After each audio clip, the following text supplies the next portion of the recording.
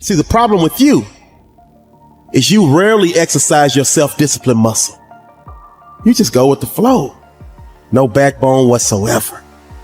And that's perfectly fine until you start whining and complaining about your lack of success. That at some point along the way, we get confused and we misunderstand who we are. We start building this false sense of self around all the stories and all the labels and all the things. And we start living our life that way. And we get confused about how life works, how we interact with life. And we start living much smaller than we really are. See, if you go through life holding back, and most of us do, most of us, if we ask ourselves, have we done all we can do? Most of us will have to answer, no, we haven't. We've been holding back. We have ideas that we don't act on, things we want to do. We're afraid to take chances. You refuse to raise your standards. You refuse to push yourself.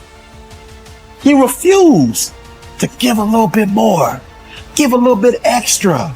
All that you have to do in order to start to pursue your dreams is take small actions every day that align your life in that direction. You have to be willing to be hungry enough to understand that if this is something that you are truly going after, then work has to be applied. You can't make excuses. You can't ask for a pass.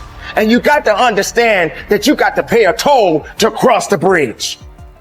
Whatever your answer is, you can do it right now, today, starting today, right? It's still possible. You can start doing that right now. It's empowering the present with the future. There is nothing stopping you from making it happen right now. You never ever have to feel that way if you start doing it right now, and you can do it right now. The thing about self-discipline is that it is necessary for everything you do in your life. You have to be self-disciplined. And once you understand that you can always make a different choice and get a different reaction, and that's the power in your life. That's the power that you have, is no matter what's going on, you can choose to think differently, believe differently, see differently. All of those things are a choice. If you have a why, you can survive almost any how. Once you begin to discover who you are, then you really realize how you have been given authority and dominion over everything on the face of the earth, including all the dimensions of your life. But you can only do that through the struggle of life. Get better, grow and learn and develop and live. Live in defiance of the weakness and in rebellion against the decay. Fight them as they creep in with their offers of instant gratification and immediate rewards. Fight them for every inch they try to take. Do not surrender any ground ever. When you commit to something, you require yourself to bring all of your disparate components moving in a single direction, united in a single direction. So it's a unifying act. And then once having been unified, well, then you can bring that unity to bear on a variety of different tasks, but you have to bring it together first. So, and that makes sense developmentally. You see children start out as a disparate bundle of motivations and emotions sort of warring with one another. And then they can integrate that into single games that they can play with themselves. And then they integrate that with games they start to play with other people. And all of that is integration.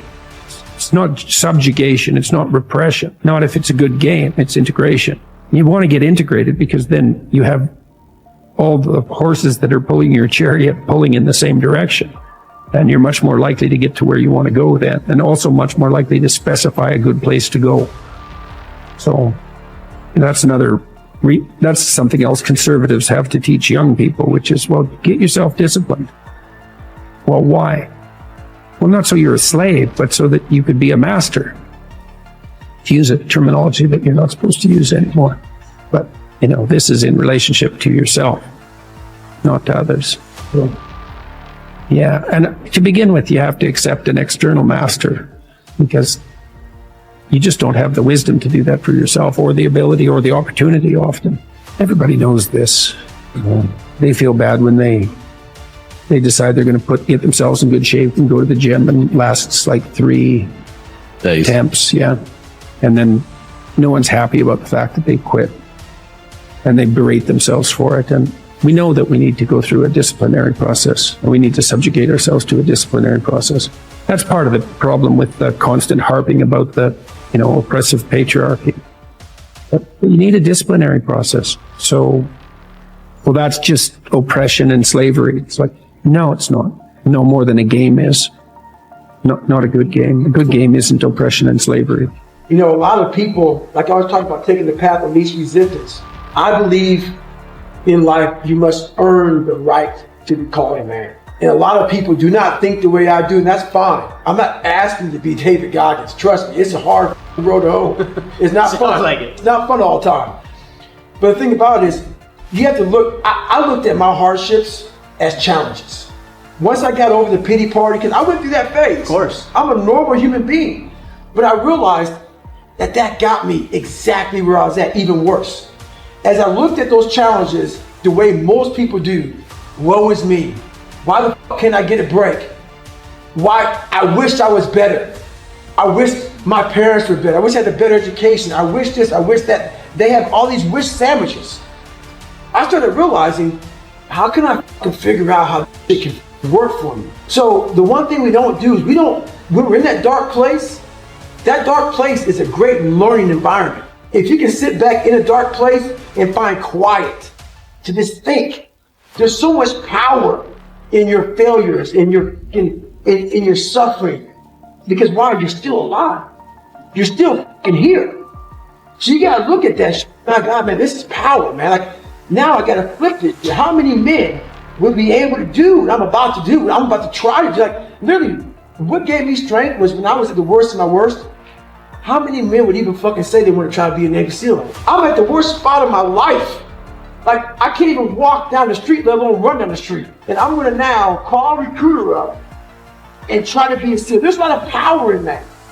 But people don't see it there. They see, man, that's stupid. I had this voice in the back of my head that I kept on running from. I was afraid of water. I was afraid of dealing with things that made me feel unaccepted. I didn't accept myself. So I kept on going towards things that I felt good. Let me go this way. Because something kept on saying, fuck you. You have it, man. You got it, man. But you're going to have to fail a lot. But you have it. And like I said, that voice kept on haunting me, because that voice kept on saying, if you face it, you realize it's not that bad. Persistence is self-discipline in action. Your ability to persist in the face of all setbacks and temporary failures is essential to success in life. Napoleon Hill said, persistence is to the character of man as carbon is to steel.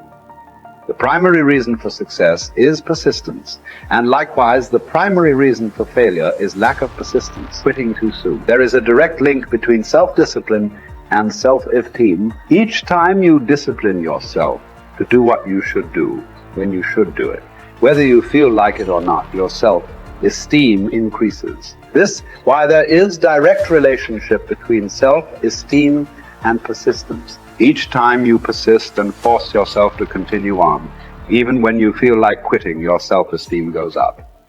Each act of self-discipline strengthens every other act of self-discipline. Every act of persistence strengthens every other act of persistence. When you discipline yourself to persist over and over, you like and respect yourself more and more. You become stronger and more confident. Eventually, you become unstoppable. Persistence is its own reward. Every time you force yourself to persist on a task, whether it is large or small, you feel happier and better about yourself. When you go the extra mile and do more than you are paid for, or more than is expected, your self-esteem goes up. You feel more powerful and in greater control of your life. In your career, when you go the extra mile, you put yourself on the side of the angels. The primary difference between winners and losers in life is simple. Winners never quit, and quitters never win. Your ability to respond effectively to setbacks, your level of response, ability, is the measure of your readiness to succeed. When you experience a major setback or problem, you will feel temporarily stunned. This feeling is very much like a punch in the emotional solar plexus. You will be stopped for a few seconds or a few minutes. During this period, you will often feel discouraged or experience self-pity. You will say, why me? However, it is not how far you fall that counts, but rather how high you bounce. Your aim is to bounce back as quickly as possible. Resilience in the face of unexpected reversals is vital to long-term success. Remember the warrior's creed. I will lay me down to bleed a while and then rise and fight again. Don't be surprised, shocked, or set back when things go wrong. Your best laid plans will often fall apart. Instead, expect disappointments and setbacks as a part of life. Take a deep breath, pick up the pieces, and continue onward.